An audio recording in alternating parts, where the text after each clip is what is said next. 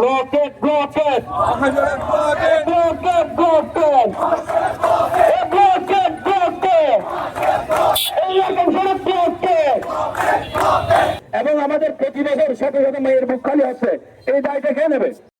সারা বাংলাদেশের দাবি, দক্ষিণ চট্টগ্রামবাসীর দাবি, কৃষক শ্রমিক জনতার দাবি এবং ড্রাইভার শ্রমিকদেরও দাবি এই চট্টগ্রাম থেকে কর্ষকের ভিতরে রোডটাকে সাইলেন্ট করা।